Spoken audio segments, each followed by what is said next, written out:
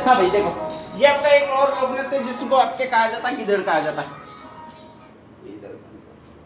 ये आपके एक और लोक नृत्य जिसको आपके कहा जाएगा वो गिदड़ लोक नृत्य कहा जाएगा। ठीक है, कौन से लोक नृत्य से मिलता जुलता? गेर से मिलता जुलता है। ठीक है, गेर में और इसमें एक डिफरेंस बताओ मैं। पुरुष होते हैं, इसमें महिला होती है। वेरी गुड, वेरी, लेकिन गलत डिफरेंस है। ठीक है, ध्यान रख लीजिएगा। अच्छा, दूसरा डिफरेंस बताओ कोई, गेर में और इसमें गिदड़ नृत्य में। हाँ, इसमें दो दो हाथों में लकड़ियां पकड़ी होती है, गेर में एक हाथ में लकड़ियां पकड़ी होती है। ठीक है, ध्यान रख लीजिएगा। दो तीन इसमें मेन डिफरेंस है, और डिफरेंस ये है कि इसमें सामान्य तो दोनों हाथों में आपके लकड़ियां पकड़ी रहेगी। गेर में ऐसे गोल गोल कोई नहीं घूमते, ध्यान रख लीजिएगा। इसमें गोल घूमना ज्यादा होता है। ठीक है, गोल में, गेर में सीधा होता है, इधर से यूं कर्व में जाना, फिर यूं आना, यूं फिर जाना, जैसे 8 का वो बनता है वैसे वैसे उसका कर्व होता है। इसका ऐसा कर्व नहीं होता है। ठीक है, ध्यान रख लीजिएगा। दूसरा इसमें मेन पॉइंट ये है कि इसमें जो भी आपको ये महिला दिख रही होगी, ये वाली महिला, ठीक है, आपके इससे पहले वाली वो जो महिला दिख रही होगी वो तो वास्तव में महिला ही दिखती है, लेकिन महिलाएं होती नहीं है। होते कौन? पुरुष होते हैं। ठीक है, महिलाओं का वेश धारण करते हैं इसमें। दूसरी एक मेन बात ये होती है, ध्यान रख लीजिएगा।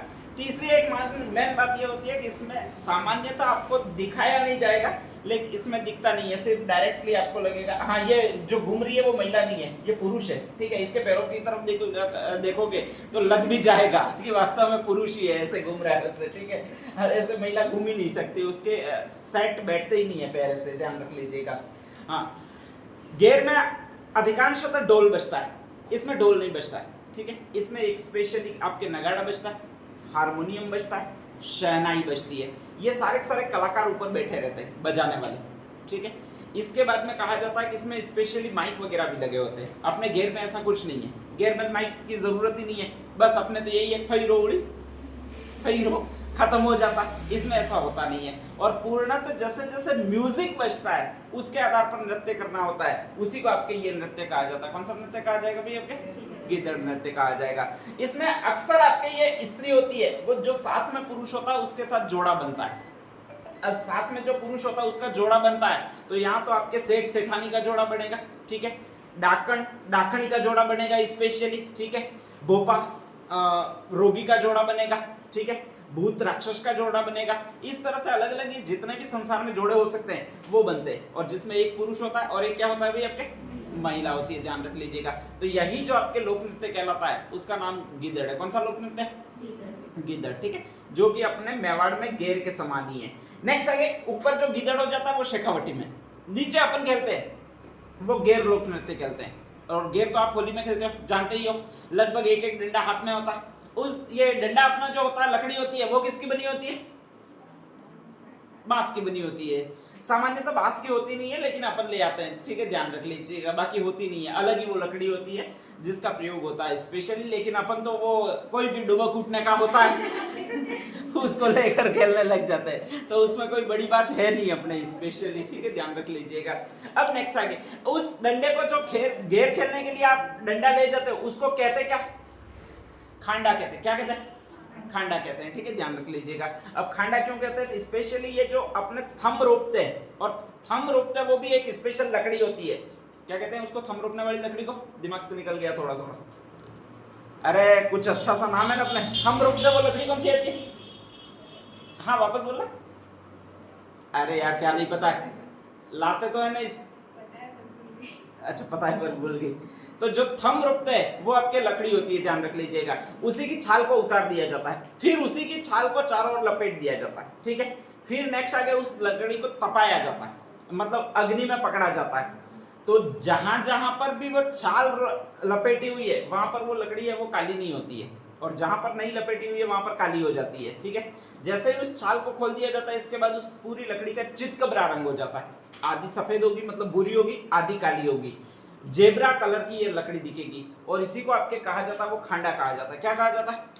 खांडा कहा जाता है। ठीक है, ध्यान रख लीजिएगा। तो स्पेशली इसमें लकड़ी काम में ली जाती है वो खांडा।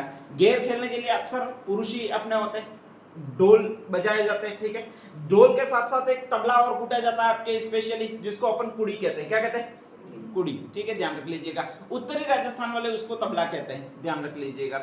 अब नेक्स्ट आगे, 3 जगह की गेर बहुत ज्यादा प्रसिद्ध है। एक तो अपने यहाँ की गेर स्पेशली जो मेवाड़ अंचल की है, अपन जो भी गांवों में खेलते हैं वो गेर मेवाड़ अंचल वाली गेर है, ठीक है, ध्यान रख लीजिएगा। एक और गेर प्रसिद्ध है वो मैनारियों की गेर, और मैनारिया जो है वो ज्यादा रहते हैं, वो आपके उदयपुर में रहते हैं, मेवाड़ में रहते हैं, ठीक है। कभी अगर अपने फेमस शक्ति सिंह वाला सीरियल देखा होगा, अरे शक्ति सिंह वाला नहीं, प्रतिज्ञा वाला सीरियल तो देखा होगा, उसमें एक शक्तिया था, ठीक है, वो शक्तिया अपना उदयपुर का रहने वाला है, कहीं और दूर का नहीं है, ध्यान रख लीजिएगा, ठीक है। और उसका नाम भी मैनारिया ही है, शायद मोतीलाल मैनारिया के अलावा और कुछ एक नाम है, वो है, ध्यान रख लीजिएगा, ठीक है। तो वो अपने उदयपुर में एक परिवार, पूरा एक मोहल्ला है, और उनको कहा जाता है मैनारियों का मोहल्ला। और वहां की एक गेर बहुत ज्यादा प्रसिद्ध है जिसको मैनारियों की गेर कहा जाता है। उसकी शुरुआत की थी अमर सिंह ने की थी। अमर सिंह किसका बेटा था? महाराणा प्रताप का बेटा था, ठीक है, प्रताप सिंह का नहीं, अलग है प्रताप सिंह, फिर प्रताप सिंह तो दूसरा राजा हुआ है, तो महाराणा प्रताप का बेटा था, ध्यान रख लीजिएगा, ठीक है। महाराणा प्रताप के जीवन काल में दो ग्रहण बहुत जबरदस्त उनके जीवन काल में आए थे। एक तो और नाम से अकबर था, और एक और नाम से उनका खुद बेटा था, नाम कौन सा था? अमर सिंह, ठीक है। महाराणा प्रताप उच्च कोटि के चरित्रवान व्यक्ति, उच्च कोटि के देशभक्त व्यक्ति, उच्च कोटि के मतलब वो बहुत जबरदस्त कोटि के थे आपके, स्पेशली उनमें सारे गुण थे, इनमें से एक भी गुण नहीं मिलता था वो उसी आदमी में नहीं मिलता था, जिसका नाम क्या था भाई आपके? अमरिया था, ठीक है, या फिर अमर सिंह था। और उससे अक्सर परेशान रहते थे महाराणा प्रताप। महाराणा प्रताप ने शादी की थी, वो लव मैरिज की थी, पत्नी का नाम क्या था? अजबदे। सीरियल में भी देखोगे दिखाई जाएगी, ठीक है, ध्यान रख लीजिएगा। लेकिन उनकी भी एक दिन नहीं बनी इस अमरिया के जन्म के बाद में। अमरिया इतना शरारती था कि रोज ये दोनों लड़ाते थे, और दोनों लड़ाते थे, कॉमन टॉपिक यही होता था कि ये तुम पर गया है, और वो कहती थी ये तुम पर गया है। कोई भी अपने पास लेने के लिए इसको तैयार ही नहीं था कि ये साला गया किस पर है यूं। तो वो जो था वो अमरिया था। इसको महाराणा प्रताप ने एक दिन काम दे दिया कि यहाँ पर ये मुसलमान है जितने भी, या फिर अकबर की सेना वाले हैं, उनको अपन को युद्ध करना है, युद्ध में अपना अभूतपूर्व वीरता के कौशल का प्रदर्शन करना है, बहुत अच्छी अपन को वीरता दिखानी है, और फिर उनको यहाँ से परास्त करना है और उनको यहाँ से भगा देना है, ठीक है। मैंने पहले ही कहा कि महाराणा प्रताप हर समय उच्च कोटि का वक्तव्य ध्यान में रखते थे, या फिर उच्च कोटि के आपके जो सहिष्णुता होती है, वीरता होती है, वो अपने जहन में रखते थे। वो कभी भी किसी के साथ अन्याय नहीं करते थे, वो हमेशा युद्ध लड़ते थे तो फिक्स लड़ते थे कि सामने वाले को कह कर वार करो, ठीक है, उसको पहले पुकारो, पहले चेतावनी दो, अगर भाग जाना चाहता है तो उसको भाग जाने दो, अगर वो आपकी शरण में आ जाता है तो उसको माफ कर दो। ऐसा कोई भी कंसेप्ट नहीं था, वो अमरिया के पास नहीं था। तो अमरिया ने कहा हाँ मैं उच्च कोटि का प्रदर्शन करूंगा और बहुत अच्छा युद्ध करूंगा, और फिर इन मुगलों को या फिर मुसलमानों को पराजित करूंगा, ठीक है। महाराणा प्रताप ने उसको आशीर्वाद दिया, और आशीर्वाद देकर कहा जाता है उसको युद्ध में भेजा, और उसको युद्ध में भेजा। इसके बाद कहा जाता है कि वो मैनारिया नामक एक गांव में गया जहां पर ये सारे मैनारिया रहते हैं। इन सारों को इकट्ठा किया और कहा कि अपन एक काम करते हैं कि इन मुगलों को मुझे पराजित करना है। तो महाराणा प्रताप कहते हैं कि इनको खाना खिलाओ वगैरह सब कुछ करो, और फिर समझाओ, फिर अगर नहीं माने तो युद्ध करो, और युद्ध में भी कोई प्रतिघात नहीं करना है, कोई घात नहीं करना है, सीधा सीधा इनको पराजित करो, और पराजित करने के बाद इनको भगाओ, ऐसा कहा है। तो मैं इनको निमंत्रण देना चाहता हूँ, निमंत्रण देना चाहता हूँ मतलब बिरयानी खिलाना चाहता हूँ, यहाँ पर बनाना चाहता हूँ। तो कहा जाता है वहां पर इनको बुलाया गया, और बुलाकर कहा जाता है मैं तुम्हें ईद की वो इफ्तार पार्टी दे रहा हूँ, ठीक है, ध्यान रख लीजिएगा, इसलिए तुम सब मेरे यहाँ पर आओ और जीवन जीवो। तो वो बेचारे थे, वो महाराणा प्रताप को ही समझ रहे थे अभी तक कि महाराणा प्रताप एक ऐसा आदमी है जो कभी धोखा नहीं करेगा, और कहा जाता है वो जीवन जीवने के लिए आए। और जैसे ही जीवन जीवने के लिए आए तो कहा जाता है अमर सिंह ने फिक्स रूल बनाया था कि जैसे ही पहला डंका बजेगा उस समय सबके थाली परोस देनी चाहिए। थाली का मतलब पत्तल परोस देना, उस समय पत्तल ही थे, ध्यान रख लीजिएगा, पत्तल का मतलब दोना बाजे, ठीक है, तो दोना बाजे आपको परोस देनी है। तो कहा जाता है पहले ढोल पर चोट लगी उसको कहा जाता है पहला डाका। कौन सा डाका कहा जाता? पहला डाका। ढोल को एक बार बजाते हैं तो उसको पहला डाका कहते हैं, ध्यान रख लीजिएगा, ठीक है। तो सबको पत्तल बिछाए गए।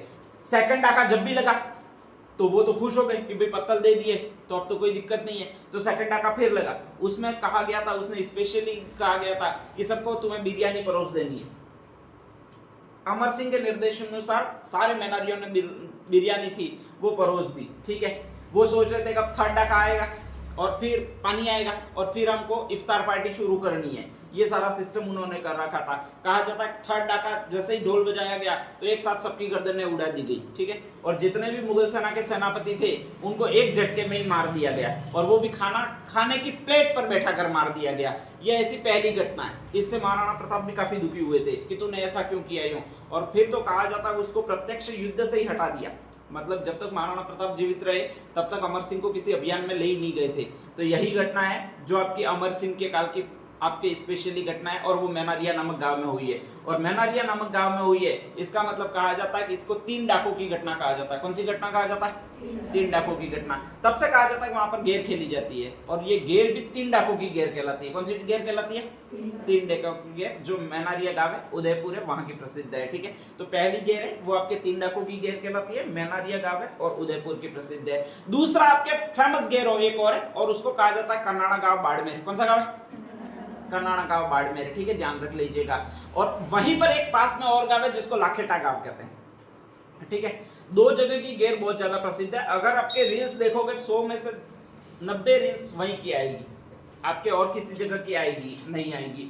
10 रील्स जो आएगी वो आपके मुश्किल से इधर ये मैनारिया वाली की 3 डाकों की घटना वगैरह आएगी, और बाकी 1-2 किसी ने हमारे गांव वालों की डाल दी होगी तो वो आएगी। तो बाकी चीजें फेमस नहीं है। अपन जो गेर खेलते हैं वो बिल्कुल फेमस नहीं है, ध्यान रख लीजिएगा, ठीक है। तो कहा जाता है कन्नाड़ा गांव बाड़मेर है, वहां पर सारे एक जैसी पोशाक पहनते हैं, और एक जैसी पोशाक पहनते हैं तो वहां पर की गेर है वो बहुत ज्यादा प्रसिद्ध है। जैसे आप गरबे में तैयार होके जाते हो वैसे सारे सारे पुरुष तैयार होके आते हैं। और स्पेशली कहा जाता है वहां पर ढोल बजता है, तबला बजता है, और नेक्स्ट आगे ये नगाड़ा वगैरह बजते हैं, उस पर गेर नृत्य आयोजित किया जाता है, ठीक है।